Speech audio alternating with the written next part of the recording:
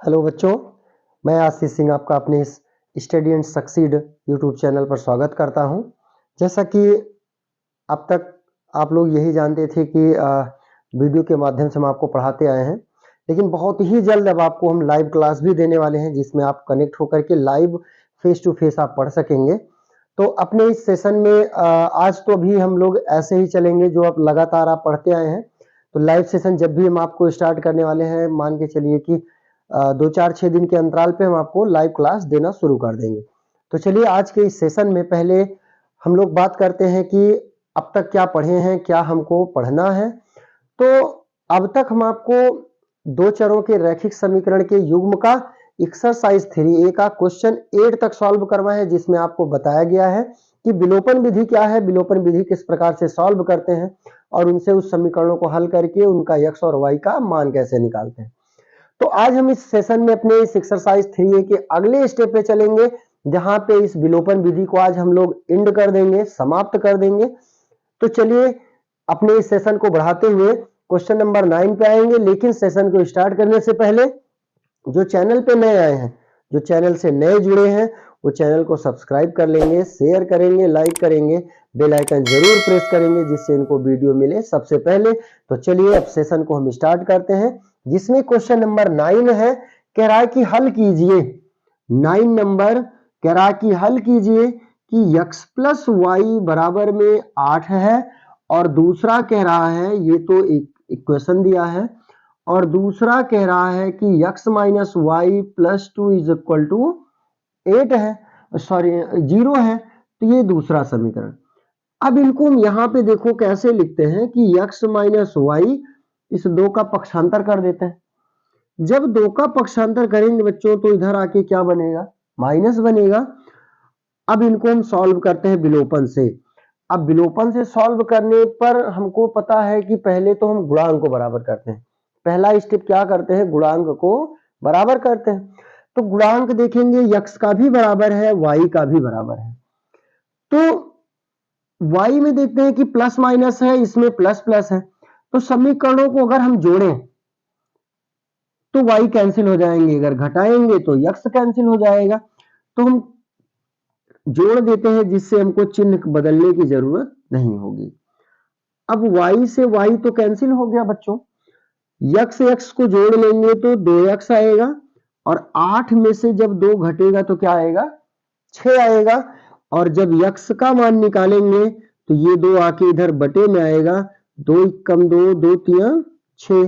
तो x बराबर कितना आ जाएगा, 3। अब इस x का मान देखो, हम समीकरण 1 या 2 किसी में भी रख सकते हैं।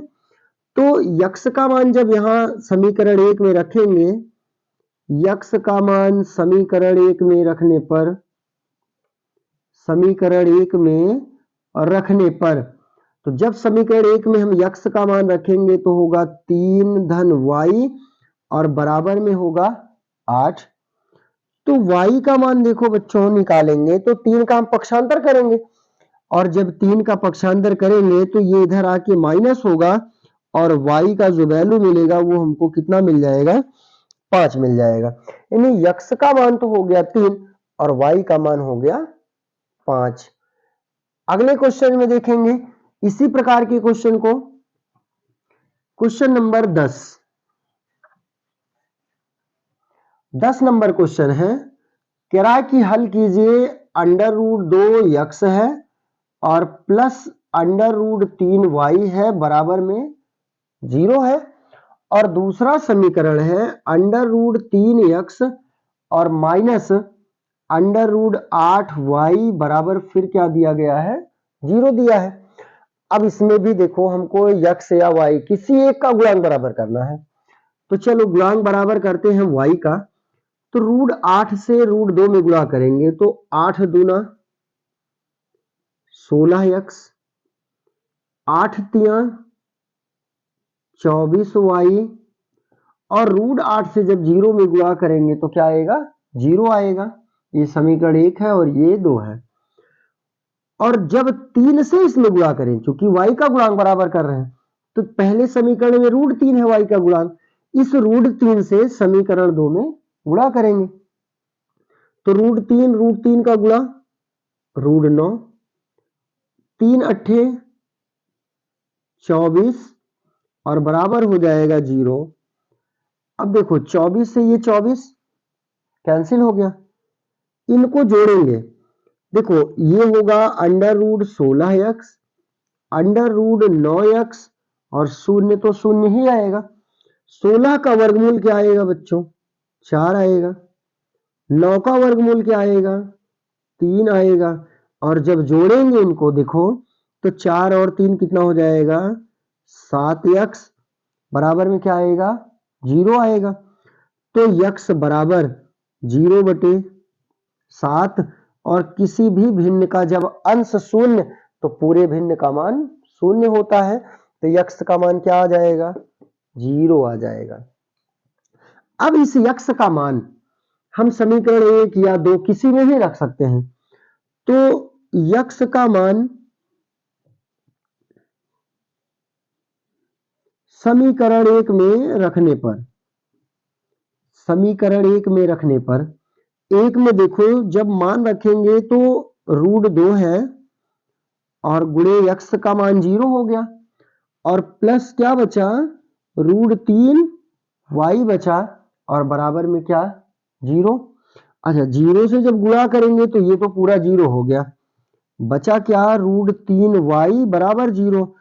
तो y का जब मान निकालेंगे तो √3 आएगा बच्चों बटे में, और जब अंश का मान 0 तो पूरे भिन्न का मान 0, तो y का भी मान कितना हो जाएगा? 0 हो जाएगा। अगले क्वेश्चन पे आएंगे, क्वेश्चन नंबर 11।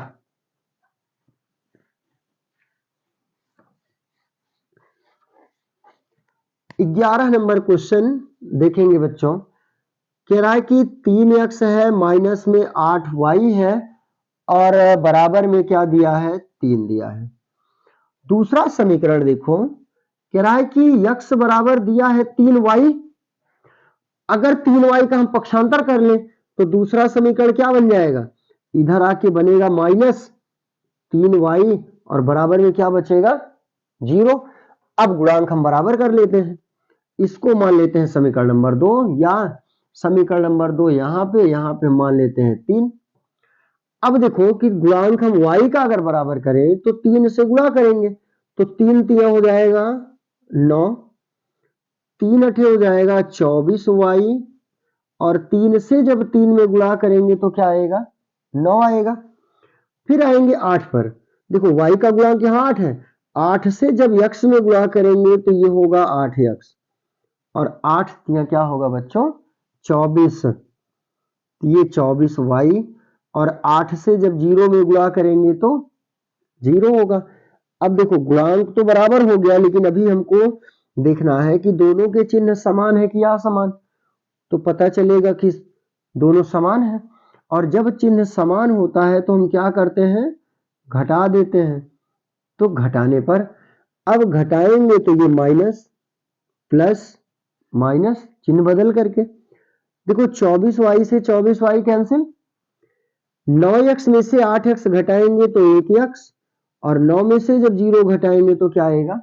9 आएगा। इसी x का मान समीकरण 1, 2 किसी में भी रखें तो x का मान समीकरण 2 में रख दें। 2 में रखने पर जब समीकरण 2 में हम x का मान रखें तो x का मान कितना है बच्चों? 9 आया है, तो यहां 9 हो गया, बराबर में क्या है? 3y है। तो y का मान जब निकालेंगे तो ये 3 कहां आएगा? बटे में आएगा, चूंकि यहां गुणे में है, और भाग कर देंगे तो 3 तिया 9, तो y का मान कितना मिल जाएगा? 3 मिल जाएगा, x का मान 9 मिल जाएगा। अगला क्वेश्चन नंबर 12। अब क्वेश्चन नंबर 12 तो सेम इसी प्रकार का है, तो आप करेंगे, देखो हल कीजिए। 2x + y = 5, 3x - 2y = 8। तो एक क्वेश्चन आप 12 नंबर कर डालेंगे। 13 नंबर क्वेश्चन हम आपको सॉल्व करवा दे रहे हैं। 13 नंबर क्वेश्चन कह रहा है कि x - y बराबर है a² - ab + b², और दूसरा समीकरण दिया कि x + y = A square plus A B plus B square, ये पहला समीकरण और ये दूसरा। अब दोनों समीकरणों में देखें कि गुणांक बराबर है, चिन्ह भी असमान है, तो हम क्या करें, जोड़ लें। जब दोनों समीकरणों को क्या करेंगे, जोड़ने पर, जब दोनों समीकरणों को जोड़ेंगे तो y से y cancel, plus minus cancel. अब x और x क्या होगा, जुड़ेगा, 2x होगा। और देखो कि ए स्क्वायर दोनों प्लस हैं, जोड़ेंगे तो 2a square, A B plus minus ये भी कट जाएगा, बी स्क्वायर जोड़ेंगे तो क्या आएगा बच्चों, 2b स्क्वायर आएगा। अच्छा, अभी देखो कि यहां से हमको क्या कॉमन मिल रहा है, दोनों में से क्या कॉमन मिल रहा है, 2 मिल रहा है। तो जब हम यहाँ पे 2 कॉमन कर लेंगे तो A square plus B square होगा, 2 तो 2 से कटेगा, तो यक्स का मान क्या आ जाएगा, A square plus B square निकल के आ गया। अब इस यक्स स्क्वायर यानी यक्स का मान समीकरण 1 या 2 किसी में भी रखें, तो हम यक्स का मान कहां रख दें, समीकरण 2 में। यक्स का मान समीकरण 2 में रखने पर, जब समीकरण 2 में रखेंगे तो देखो यक्स का मान कितना है बच्चों, ए स्क्वायर प्लस बी स्क्वायर है और प्लस है वाई, बराबर में क्या दिया है, दिया है ए स्क्वायर प्लस ए बी और दिया है प्लस बी स्क्वायर। तो y बराबर देखो इन दोनों का पक्षांतर इधर कर दें, यह आ जाएगा A square plus A B plus B square, और ये जब इधर आएगा तो minus A square minus B square हो जाएगा। तो ए स्क्वायर से A square cancel, B square से बी स्क्वायर कैंसिल, तो y का मान निकल के आ जाएगा ए बी, और यक्स का मान ए स्क्वायर प्लस बी स्क्वायर होगा। क्वेश्चन नंबर 14 पे आएंगे। नंबर 14 क्वेश्चन देखो क्या कह रहा है, कह रहा है हल कीजिए कि समीकरण 2x धन 3y बराबर 18, और दूसरा कह रहा है कि 4x है धन 6y है और बराबर में क्या है 17।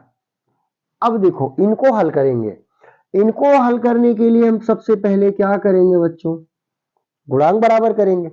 अब इनकी देखो गुणांक हम y का अगर बराबर करना चाहें तो y के गुणांक से गुणा करें ना, इसमें 6 दिया है तो पहले समीकरण में 6 से गुणा, इसमें 3 दिया है y का गुणांक तो इसमें 3 से गुणा।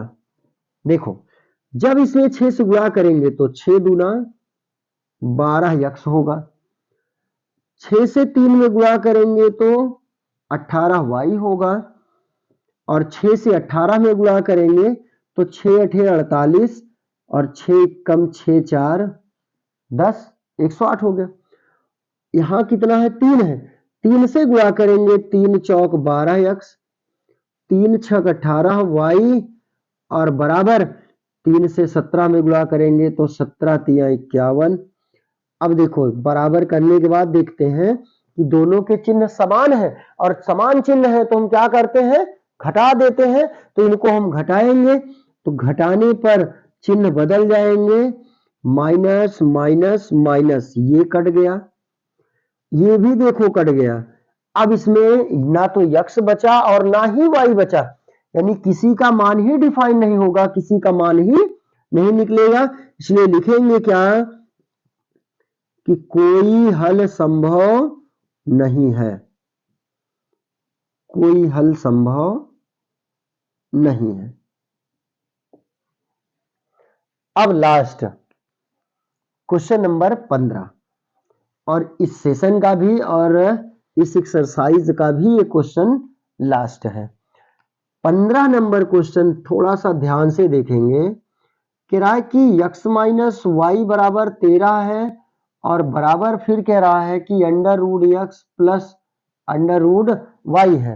देखो ध्यान से देखेंगे कि यहाँ पे अंडर रूट नहीं दिया है, यहाँ पे अंडर रूट दिया है।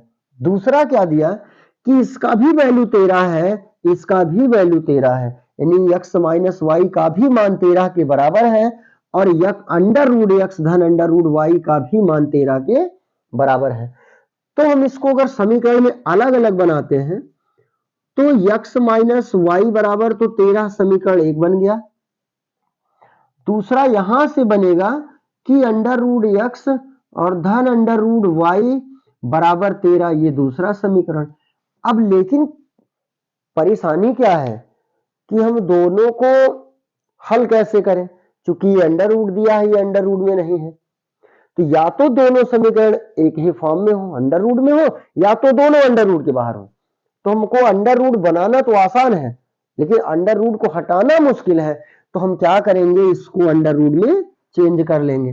कैसे चेंज करेंगे कि यक्स को हम अंडर रूट यक्स का स्क्वायर लिख दें। अब कहेंगे ऐसा क्यों, जब इसका वर्ग करेंगे तो अंडर रूट से अंडर रूट कैंसिल, बचा यक्स, फिर से वही मान आएगा।